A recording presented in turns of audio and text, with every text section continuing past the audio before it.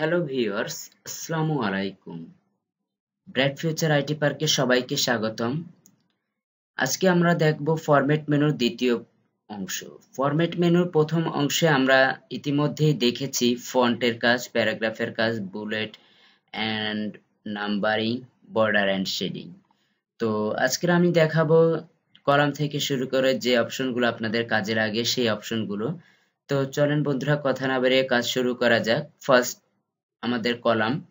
তো কলামের ভিতরে দেখেন ওয়ান কলাম সিলেক্ট করা আছে, কারণ আমার এই পেজের মধ্যে টোটালি একটাই কলাম আছে, আর কোনো কলাম নেই। তাই এখানে আমার ওয়ান কলাম সিলেক্ট করা, এবং এরপর হচ্ছে গিয়ে আমার টু কলামস। যদি আমরা টু কলামসটাকে সেট করি তাহলে আমরা দেখতে পাবো আমাদের প্রিভিউতে পেজের মধ্যে টু কলামস শো করবে, দুটো কলাম হয়ে যাবে। এবং এই কলামগুলো আমরা দেখতে পাই যে পেপার পত্রিকায় 5 কলাম, 6 কলামস, 8 কলামস আমরা পেপার পত্রিকায় দেখে থাকি এরকম কলাম আকারে লেখার জন্য। তো এরপর হচ্ছে থ্রি কলামস, আমরা প্রিভিউতে দেখে নিচ্ছি যে থ্রি কলামস, তিনটা কলাম হবে। এবং লেফট কলাম যদি আমরা লেফট সিলেক্ট করি তাহলে আমরা দেখতে পাবো প্রিভিউতে যে এখানে আমাদের লেফট সাইডটা কলামটা একটু ছোট এবং রাইট সাইডে কলামটা একটু বড় হবে। এবং যদি আমরা রাইট কলামটা সিলেক্ট করি তাহলে আমাদের লেফট কলামটা বড় হবে এবং লেফট মানে রাইট কলামটা একটু ছোট হবে। তো এভাবে আমরা প্রিভিউতে দেখে নিচ্ছি। এরপর হচ্ছে গিয়ে আপনার যদি থ্রি কলামস এর উপরেও যদি আপনার 6 কলাম প্রয়োজন হয় তাহলে আপনি কোথা থেকে করবেন, দেখেন এই জায়গায় নাম্বার অফ কলামস। এই নাম্বার অফ কলামস এ যাওয়ার পর যদি আপনি এই জায়গায় 6 কলামস লিখে দেন তাহলে এই জায়গায় দেখতে পাবেন আপনার পেজের ভিতরে 6টা কলাম শো করতেছে। আপনি 6টা কলামে লিখতে পারবেন। তো এরপর কথা হচ্ছে গিয়ে আপনি মনে করেন এখানে আপনি লিখলেন বাংলাদেশ, কিন্তু দেখেন বন্ধুরা একটা ওয়ার্ড কিন্তু ধরছে না এই কলামে। এজন্য আমরা দেখেন এইখানে বাড়তি যে গ্যাপটা আছে এই গ্যাপটা আমাদের এতটুকু প্রয়োজন নেই। আমরা যদি এই গ্যাপটা কমাতে পারি তাহলে আমাদের এই লেখাগুলো ধরে যাবে। এবং আমরা পেজের মাপটাকেও এই সাইড থেকে লেফট সাইড এবং রাইট সাইড থেকে যদি মার্জিনটাকে কমিয়ে দিই তাহলেও আমাদের কলামের জায়গাটা বেড়ে যাবে। তো আমরা পেজ সেটআপে যাওয়ার পর যদি এখানে লেফট সাইডে দেখেন 0.5 করে দিই এবং রাইট সাইডেও 0.5 করে দিই, মার্জিনটাকে কমিয়ে দিলাম, তাহলে দেখেন এখানে কিন্তু বেড়ে যাবে। এখন কিন্তু ইতিমধ্যেই ধরে গিয়েছে। এবং আমি যদি কলামের গ্যাপটাকে আরো একটু কমিয়ে দিতে পারি তাহলে দেখা যাচ্ছে আমার আরো কিছু লেখা ধরবে। এজন্য আমার এখানে দেখেন স্পেসি, এই জায়গায় স্পেস 0.5 আছে, তো আমি স্পেস 0.1 করে দিই। স্পেস 0.1 করলে আমরা দেখতে পারবো ওয়ান ওয়ান হিসেবে মানে একটু ফাঁক আছে, এবং এখানে আরো কিছু আমাদের ওয়ার্ড লেখা যাবে। তো এভাবে আমরা কলামের কাজগুলো করতে পারবো। এবং সর্বোপরি আর একটা বড় কথা হলো গিয়ে আমরা এই কলামে লিখতেছি, সো এই কলাম শেষ না করে আমরা কিন্তু এই কলামে ক্লিক করে কখনোই আসতে পারবো না। তো আমি এটাকে বোঝানোর জন্য একটা লেখাকে একটু কপি পেস্ট করে নিয়ে আসতেছি।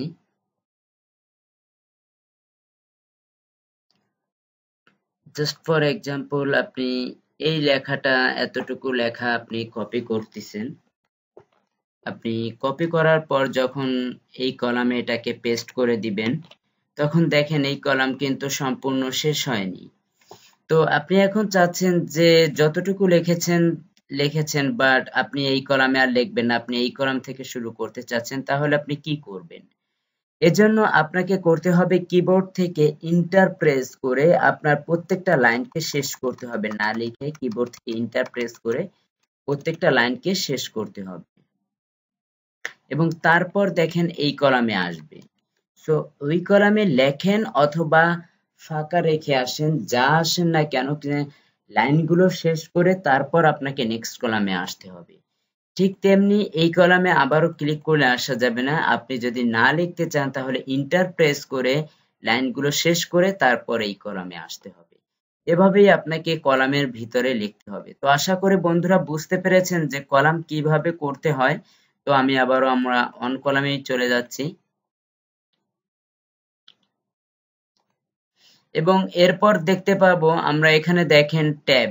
আমরা ট্যাবের অংশটা যখন বায়োডাটা করি তখন আমরা ট্যাব সেটিং এর কাজটা করে থাকি, তো বা অন্যান্য যে কোনো কাজে। তো যারা এখান থেকে ট্যাব সেটিং এর মাপটা বোঝেন না তাদের জন্য এই ট্যাবের অপশনটা। তো এখানে আমরা ফার্স্ট যদি কোনো একটা মাপ দিয়ে দিই, যেমন হচ্ছে 0.5, আমরা এই 0.5 এর ট্যাব সেটিংটা চাচ্ছি, লিখে আমরা সেট করে দিব এটাকে। এবং আমরা 2.8 টাকে চাচ্ছি, সো এটা লিখে এবং সেট করে দেব। এরপর আমরা 3 টাকে চাচ্ছি, লিখে সেট করে দিয়ে যদি আমরা ওকে করি, তাহলে আমরা দেখতে পাবো যে এখান থেকে আমরা 0.5, 2.8 এবং 3 তে আমাদের ট্যাব সেটিং হয়ে গিয়েছে। এভাবে আমরা আমাদের ট্যাব সেটিং গুলো করতে পারবো।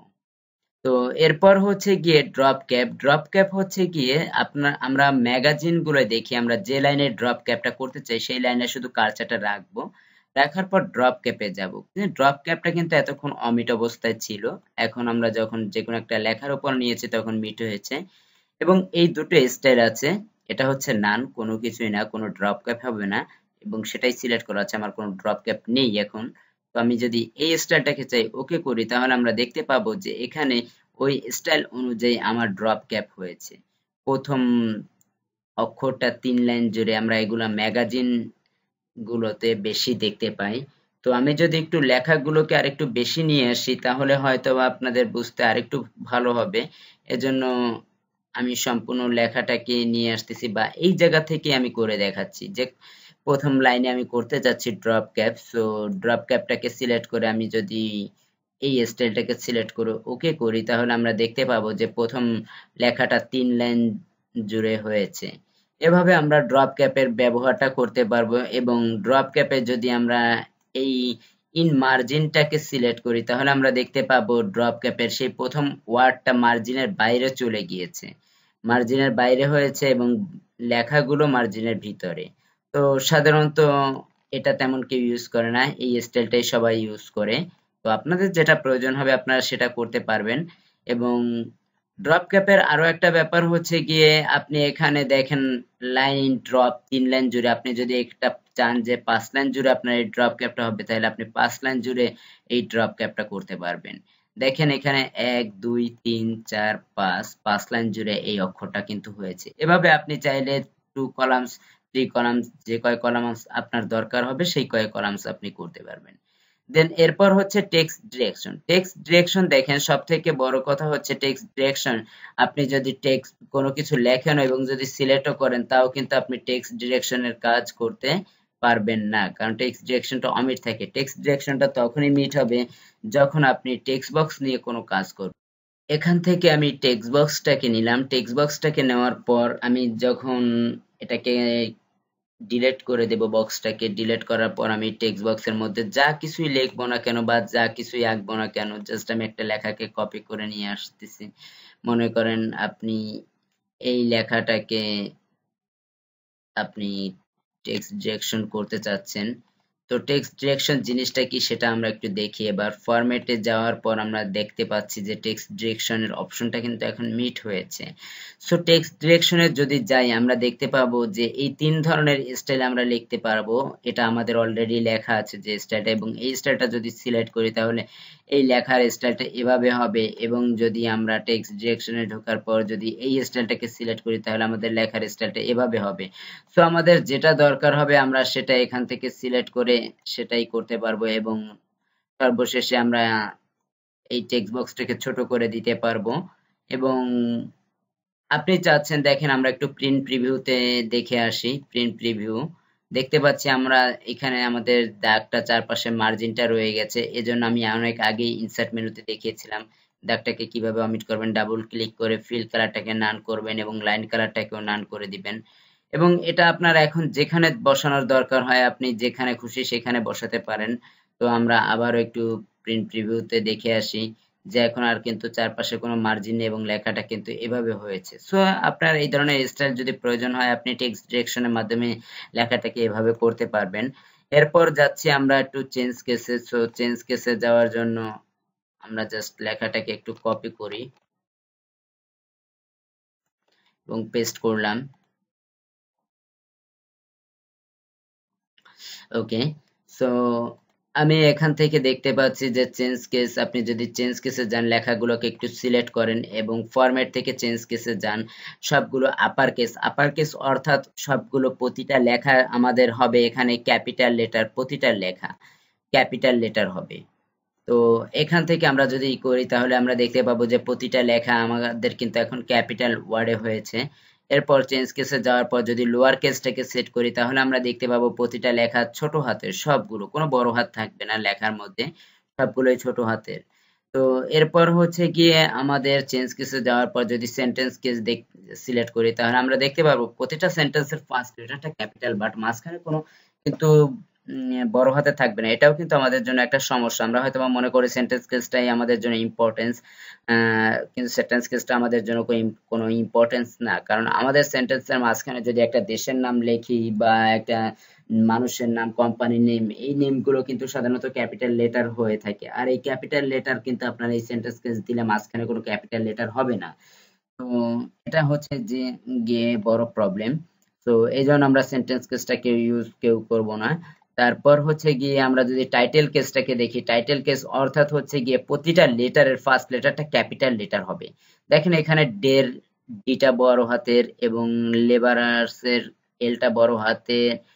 এভাবে আমরা প্রতিটা লেটারের ফার্স্ট লেটার, প্রতিটা ওয়ার্ডের ফার্স্ট লেটারটা ক্যাপিটাল যদি চাই এই স্টাইলে আমরা করতে পারবো টাইটেল কেস। এবং টোগেল কেস, প্রতিটা ওয়ার্ডের ফার্স্ট লেটারটা স্মল লেটার, প্রতিটা ওয়ার্ডের ফার্স্ট লেটারটা স্মল লেটার এবং বাকি সবগুলো কিন্তু ক্যাপিটাল লেটার।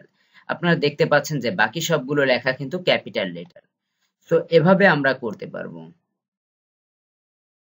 এবং আমরা চেঞ্জ কেসের প্রতিটা অপশনই দেখলাম। এখন আমরা দেখব ব্যাকগ্রাউন্ড। ব্যাকগ্রাউন্ড অর্থাৎ যদি আপনি পেজে কোনো কালার করতে চান তাহলে পেজে কালার করার জন্য এই ব্যাকগ্রাউন্ড থেকে করতে হবে। এখান থেকে আপনার যে কালারটা পছন্দ আপনি সেই কালারটা সিলেক্ট করে দিলেই আপনার সেই কালারটা ব্যাকগ্রাউন্ড হিসেবে হয়ে যাবে।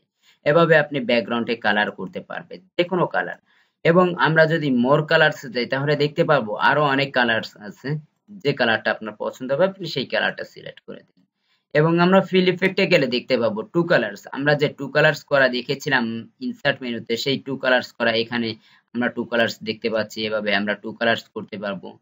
এবং এই জায়গা ভার্টিক্যাল, ডায়াগোনাল, হরিজেন্টাল, এটা আমাদের যেটা খুশি আমাদের পছন্দ। এ নিয়ে আমি আর আলোচনা করব না, কারণ এটা আমি ফরম্যাট ইনসার্ট মেনুতে দেখিয়েছি। যদি কেউ দেখে না থাকেন ওখান থেকে দেখে নিবেন।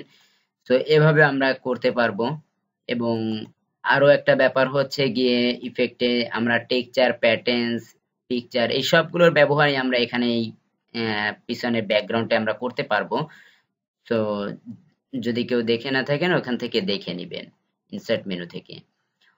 তো এখন আমরা চলে যাচ্ছি প্রিন্টিং ওয়াটারমার্কস। প্রিন্টিং ওয়াটারমার্কস অর্থাৎ হচ্ছে গিয়ে জলছাপ। আপনি যদি পেজে কোনো জলছাপ করতে চান তাহলে আমরা অনেকেই কোচিং সেন্টারের শিটগুলো বা কোনো স্যারের শিটগুলো দেখতে পাই যে সেই কোচিং সেন্টার বা স্যারের নামটা দেওয়া থাকে জলছাপে। তো এটা যদি আমরা করতে চাই তাহলে আমরা যাব ফরম্যাটে, ফরম্যাট থেকে ব্যাকগ্রাউন্ড এবং প্রিন্টিং ওয়াটারমার্কস। প্রিন্টিং ওয়াটারমার্কস থেকে আমরা লেখাটাকে জলছাপ করার জন্য আমরা টেক্সট ওয়াটারমার্কসটাকে সিলেক্ট করব এবং এই লেখাটা মুছে দিয়ে এখানে আমরা যা খুশি লিখতে চাই সেটা আমরা লিখে দিব। লিখে দেওয়ার পর এখানে আমাদের দেখেন কালারটা, যে কালার দেওয়া থাকবে সেই কালারটা এখানে শো করবে বাংলাদেশ। আমি যদি কালারটাকে একটু চেঞ্জ করে দিই তাহলে আমরা দেখতে পাবো এখান থেকে সেই কালারটা হয়ে গেছে। এবং এই জায়গা যদি আমরা সেমি ট্রান্সপারেন্টের টিকটা একটু উঠিয়ে দিই তাহলে দেখতে পাবো আমাদের কালারটা একটু গাঢ় হচ্ছে। এবং হরিজেন্টাল যদি আমরা সিলেক্ট করে দিই তাহলে আমরা দেখতে পারবো যে লেখাটা পেজের মাঝখান থেকে সোজাসুজি হয়েছে। এটা হচ্ছে হরিজেন্টাল। এবং ডায়াগোনাল দিলে লেখাটা কোনাকুনি হবে। এবং এখান থেকে আমরা সাইজটাকে নির্ধারণ করে দিতে পারবো। যেমন এখানে আছে সর্বোচ্চ 144 সাইজ। এই 144 সাইজ যদি করেন এভাবে পেজের বড় হবে, বা ছোট করতে চাইলে ছোট করতে পারবেন। এভাবে যতটুকু আপনার মন চাবে আপনি করতে পারবেন এখান থেকে। তো আমরা দেখলাম যে কিভাবে একটা লেখাকে জলছাপ করতে হয়। তবে এক্ষেত্রে যদি আপনি বাংলা লেখা করতে চান, বাংলা কিন্তু এখানে টাইপ হয় না। তো বাংলা টাইপ করার জন্য আপনাকে যেটা করতে হবে সেটা হচ্ছে গিয়ে এখান থেকে আপনাকে সুতনি এমজে ফন্টটাকে সিলেক্ট করে নিতে হবে। সুতনি এমজে ফন্টটাকে বাইরে সিলেক্ট করে নেবেন এবং কন্ট্রোল আল্টা বি দিয়ে বিজয়টাকে অন করবেন এবং এখানে আপনি লিখে দেন আপনার প্রয়োজনীয় যা দরকার হবে আপনি সেটা লিখে দেন এবং লেখার পর এই লেখাটাকে আপনি কাট করেন, কন্ট্রোল এক্স কাট, এবং ব্যাকগ্রাউন্ড থেকে প্রিন্টিং ওয়াটারমার্কস এই লেখাটাকে মুছে দিয়ে এখানে কন্ট্রোল ভি দিয়ে পেস্ট করে দেন এবং এখানে ফন্ট দেখেন টাইম নিউ রোমান্স, আমরা ফন্টে লিখেছি সুতনি এমজে, সো আমাদের সুতনি এমজে ফন্টটাকে এখান থেকে সিলেক্ট করে দিতে হবে এবং এখন যদি আমরা অ্যাপ্লাই করি আমরা দেখতে পাবো। আর এখান থেকে সব থেকে বেস্ট হচ্ছে অটো সাইজটা সিলেক্ট করে দেওয়া, পেজের মাপ অনুযায়ী হয়ে যাবে। এখন আমরা দেখতে পাচ্ছি পেজের মাপ অনুযায়ী পেজের ভিতরে জলছাপে বাংলাদেশ লেখাটা হয়ে গেল। সো এভাবে আমরা করতে পারবো। এখন আমরা দেখব থিমস। সরি ভিউয়ার্স, আমরা যদি চাই প্রিন্টিং ওয়াটারমার্কসে টেক্সট ওয়াটারমার্কসটা না ইউজ করে পিকচার ওয়াটারমার্কসটাকে ইউজ করব, তাও আমরা কিন্তু করতে পারবো। পিকচার ওয়াটারমার্কসে এই জায়গায় সিলেক্ট পিকচারে যাওয়ার পর যে কোনো একটা পিকচারকে যদি আপনি সিলেক্ট করে দেন, স্বাভাবিক আমি মনে করেন এই ছবিটা কি আপনার জলছাপে দিতে চাচ্ছি, দেখেন ওই ছবিটাই কিন্তু জলছাপে শো করতেছে এবং ওয়াশ আউটের টিকটা যদি আমরা একটু উঠিয়ে দিই তাহলে দেখতে পাবো আরো ক্লিয়ারলি ভাবে একটু শো করতেছে ওই ছবিটাই জলছাপের মতো। তবে সাধারণত মানে পিকচার ওয়াটারমার্কসটা তেমন কেউ করে না, সাধারণত সবাই টেক্সট ওয়াটারমার্কসটাই করে, তাই আমি টেক্সট ওয়াটারমার্কসটাই ব্যবহার করছি। এবং এরপর আমরা দেখতে পাবো থিমস। যদি আমরা থিমসে যাই, এখান থেকে বিভিন্ন প্রকার থিমস আছে, আমরা মোবাইলে অনেক প্রকার থিমস ইউজ করতে দেখে থাকি, তো সেরকম কিছু পেজেরও থিমস আছে যেটা পেজে অলরেডি ওদের কিছু কাজ করা আছে, সেই অনুযায়ী যদি আমরা সেই স্টাইলটাকে পেতে চাই তাহলে এখান থেকে, যেমন আমরা এই স্টাইলটাকে পেতে চাই পেজে, তাহলে দেখেন এই স্টাইলটা ওই কালার বা ওই স্টাইলটা পেজের মধ্যে কিন্তু হয়ে গিয়েছে অলরেডি। তো এভাবে যদি আপনি কোনো থিমসের ব্যবহার করতে চান আপনি থিমসের ব্যবহার করতে পারবেন এবং এই থিমসের আপনার নিজস্ব কোনো কিছুই করার নেই, আপনার যে থিমসটা পছন্দ হবে আপনি সেই থিমসটা জাস্ট আপনি সিলেক্ট করে দিয়ে আপনি সেই থিমসটাকে চয়েস করবেন।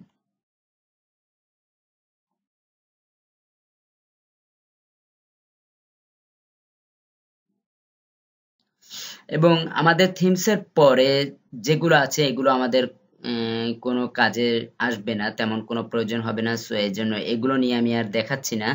তো বন্ধুরা, আশা করি ফরম্যাট মেনু সব কাজগুলো আপনারা বুঝতে পেরেছেন। আজকেরা এ পর্যন্তই, সবাই ভালো থাকবেন এবং সবাইকে ভালো রাখার চেষ্টা করবেন। আল্লাহ হাফেজ। আর একটা কথা, আমাদের ভিডিওটি যদি ভালো লেগে থাকে তাহলে অবশ্যই লাইক কমেন্ট শেয়ার করবেন এবং আমার চ্যানেলটি সাবস্ক্রাইব করে রাখবেন পরবর্তী ভিডিওগুলো আপডেট পাওয়ার জন্য। আল্লাহ হাফেজ।